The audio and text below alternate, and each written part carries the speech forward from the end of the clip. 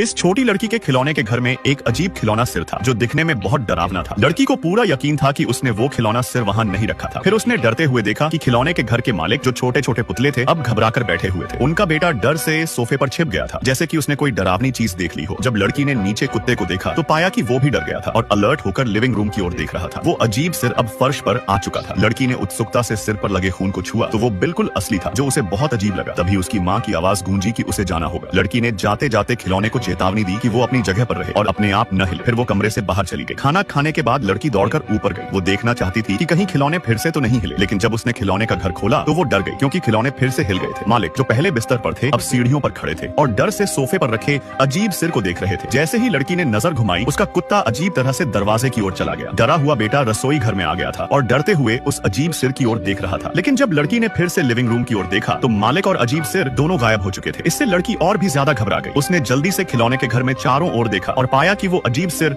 अब बेडरूम के बिस्तर पर था। अब लड़की को पूरा यकीन हो गया था कि खिलौने के घर में भूत है। वो डर के मारे बिस्तर में लेट गई और सोचने लगी कि इस डरावने सिर से छुटकारा कैसे पाया जाए। जल्दी ही उसने एक उपाय सोचा। अगले दिन लड़की खिलौने की दुकान से एक पुलिस अफसर का पुतला खरीद कर लाई और उसे खिलौने के घर में रख दिया, यह सोचकर कि अजीब सिर डरकर भाग जाएगा। लेकिन जब उसने खिलौने का घर खोला तो अजीब सिर पूरे घर में कहीं नहीं था और मालिक का परिवार शांति से खाने की मेज पर बैठा हुआ था। लड़की ने पुलिस के पुतले को खिलौने के घर में रखा, लेकिन जब रात में उसने फिर से खिलौने के घर की जांच की तो देखा कि पुलिस के पुतले का सिर गायब था। अजीब सिर ने पुलिस के पुतले को मार डाला था। मालिक का भयभीत परिवार देखकर छोटी लड़की भी सहम गई। वो अजीब सिर बाथरूम के शीशे में छिपा हुआ था। उसे देखकर लड़की डर के मारे तुरंत रजाई में जा छिपी। अगले दिन लड़की फिर से खिलौने की दुकान गई और उस सिर पर काबू पाने के लिए एक शिकारी का पुतला खरीद लिया। उसने उसे खिलौने के घर में रखकर मालिक के परिवार की रक्षा करने को कहा। देर रात जब लड़की ने टॉर्च लेकर खिलौने के घर में देखा तो पाया कि शिकारी कुल्हाड़ी लेकर उस डरावने सिर को ढूंढ रहा था। तभी अचानक लड़की की टॉर्च टिमटिमाने लगी। जैसे ही उसने टॉर्च को ठीक किया तो देखा कि शिकारी का शरीर खिड़की से बाहर निकला हुआ था। लड़की ने सोचा कि शायद शिकारी खिलौने के घर के बाहर उस सिर को ढूंढ रहा है। वो खिलौने के घर के पीछे देखने गई मगर वहाँ शिकारी मरा पड़ा था। लड़की ने घबराकर खिलौने के घर की ओर देखा तो पाया कि वो सिर मालिक के परिवार के पीछे आ चुका था। डर के मारे लड़की चीख पड़ी। तभी उसकी माँ कमरे में आई और चिंतित होकर पूछने लगी कि क्या हुआ। लड़की ने कहा कि उसने एक डरावना सपना देखा था। माँ ने राहत की सांस ली और वापस चली गई। तभी अचानक खिलौने के घर से एक अजीब आवाज आने लगी। लड़की ने जल्दी से खिलौने के घर में देखा तो वो डर से कांपने लगी थी क्योंकि डरावना सिर मालिक के परिवार की हत्या कर चुका था। दोनों के सिर गायब थे, लेकिन सबसे अजीब बात यह थी कि उनका बेटा कहीं नहीं था। लड़की पूरे घर में उसकी खोज करने लगी। तभी उसने एक भयानक दृश्य देखा। वो अजीब सिर